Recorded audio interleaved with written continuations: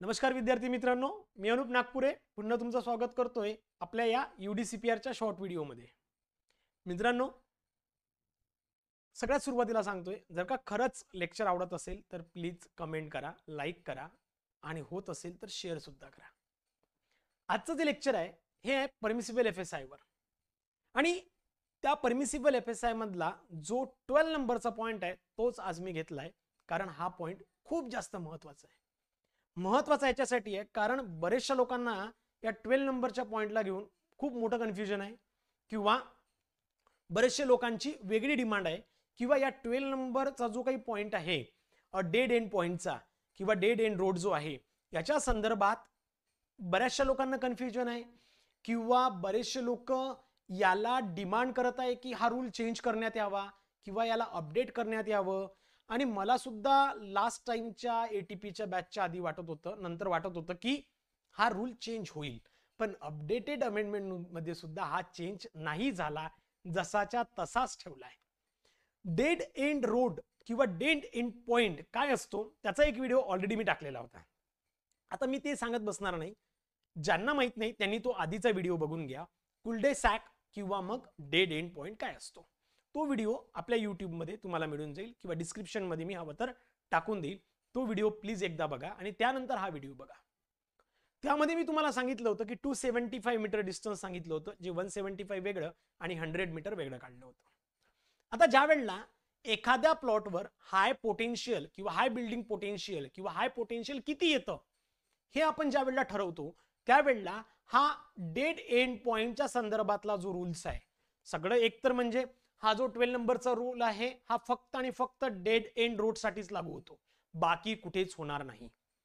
म्हणजेच काय, प्रॉपर लक्षात घ्या, साधारणतः जर का एखादा प्लॉट आहे आणि त्याच्या पुढे रोडच नाही त्याला आपण डेड एंड म्हणतो. त्याचा अजून एक क्रायटेरिया आहे की डेड एंडला अप्रोच रोड किती असायला पाहिजे, मिनिमम नाही. त्याचा स्क्वेअर जो बनतो तो स्क्वेअर जो अप्रोच चेंज करण्यासाठी किंवा डायव्हर्जनसाठी जो रोड दिला जातो त्याचा तो बॉक्स साधारणतः 81 स्क्वेअर मीटरचा असायला पाहिजे वगैरे, हे आपण आधीच्या व्हिडिओमध्ये स्टडी केलं होतं.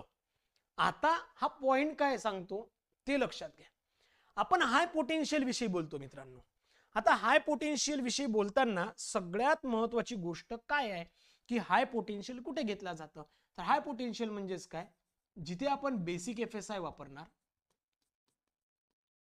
प्लस आपण प्रीमियम पण वापरतोय म्हणजेच प्रीमियम FSI, प्लस आपण त्यावरच आपण आपला TDR पण लोड करतोय, आणि याच्या मिळून जे काही पोटेन्शियल बनेल त्याला आपण हाय पोटेन्शियल म्हणेल. ऑब्व्हियसली प्रीमियम आणि TDRच्या काही कंडिशन्स आहे, म्हणजे कुठेही वापरता येतो का, बिलकुल नाही, कुठेही वापरता येणार नाही. Depend upon the width of road, त्याच्यावर डिपेंड करतं. म्हणजे साधारणतः 9 मीटरची जर का विड्थ नसेलच तर त्या केसमध्ये तशा पद्धतीचा प्रीमियम किंवा TDR वापरता येणार नाही. म्हणजे कमीत कमी 9 मीटर किंवा त्यापेक्षा जास्त असणं हे गरजेचं आहे. आता सगळ्यात महत्वाची गोष्ट काय आहे की हा जो मिळून हाय पोटेन्शियल बनतो तो इथे कसा वापरायचा. आता मी काय सांगतोय ते प्रॉपर लक्षात घ्या. जर का एखादा प्लॉट आहे जो मेन रोड पासून हा जो ब्रांच रोड काढलेला आहे मित्रांनो, हा एक ब्रांच रोड काढलेला आहे, हा मेन रोडची विड्थ मानून चला, ही W असेल, ही W आहे, आणि हा जो इंटरनल रोड काढलेला आहे किंवा हा जो काही ब्रांच रोड काढलेला आहे याची जर का लेंथ ही 100 मीटर पर्यंत असेल किंवा त्यापेक्षा कमी असेल, जर का 100 मीटर पर्यंत असेल किंवा त्यापेक्षा कमी असेल तर त्या पर्टिक्युलर केसमध्ये हा जो क्लॉज आहे तो अप्लाय करू शकता.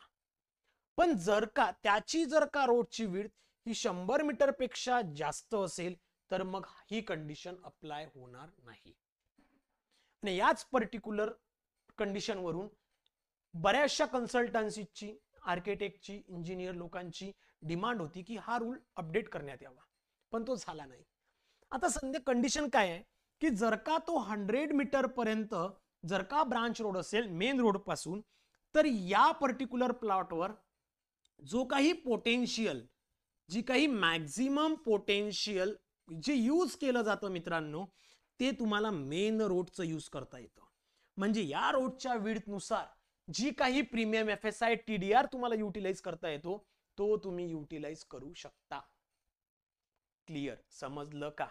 बघा मी पुन्हा एकदा सांगतोय, जर का ब्रांच रोड हा मेन रोड पासनं 100 मीटर पेक्षा कमी आहे, त्या केसमध्ये तुम्ही मेन रोडचं पोटेन्शियल हे तुम्ही युटिलाइज करू शकता. म्हणजे मॅक्झिमम परमिसिबल FSI जो कन्सिडर केला जाईल तो या रोडच्या विड्थवर डिपेंड करेल.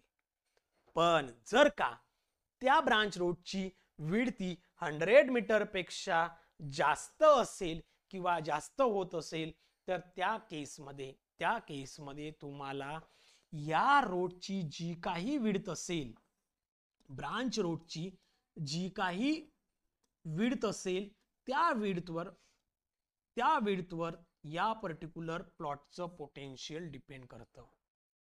पर्टिक्युलर या प्लॉटचं पोटेन्शियल या रोडवर डिपेंड करेल. म्हणजे ऑब्व्हियसली मेन रोडची विड्थ ह्या ब्रांच रोडपेक्षा किंवा इंटरनल रोडपेक्षा जास्तच असेल, या प्लॉटला सरळ सरळ फायदा होणार, या प्लॉटचं नुकसान होणार. आणि याच पर्टिक्युलर क्लॉजमुळे यावर ऑब्जेक्शन्स होतं. बऱ्याचशा लोकांना यामध्येच कन्फ्युजन होतं. म्हणून हा क्लॉज मी आत्ता घेतलाय आणि इम्पॉर्टंट घेतलाय. त्यानंतर पुढच्या लेक्चरमध्ये जो आपण बघणार आहोत, सगळ्यात महत्त्वाचं की बऱ्याचशा लोकांना खूप मोठं कन्फ्युजन आहे की बिल्ट अप एरिया कसा कॅल्क्युलेट केला जातो, ॲन्सिलरी FSI काय असतो, किंवा हा बिल्ट अप एरिया किंवा ॲन्सिलरी FSI काय असतो, याबद्दल बऱ्याचशा लोकांना कन्फ्युजन आहे. आणि हेच कन्फ्युजन तुमचं इझिली दूर करावं यासाठी सिंपल केसमध्ये छोट्या छोट्या ट्रिक्स टाकून ॲन्सिलरी FSI काय असतो, प्रीमियम FSI काय आहे, यामध्ये डिफरन्स काय आहे, आपण हे बघणार आहोत. क्लिअर? चला मग तोपर्यंत धन्यवाद. भेटूया आपण आपल्या पुढच्या लेक्चरमध्ये पुढचा व्हिडिओ घेऊन. तोपर्यंत मित्रांनो, थँक्यू सो मच.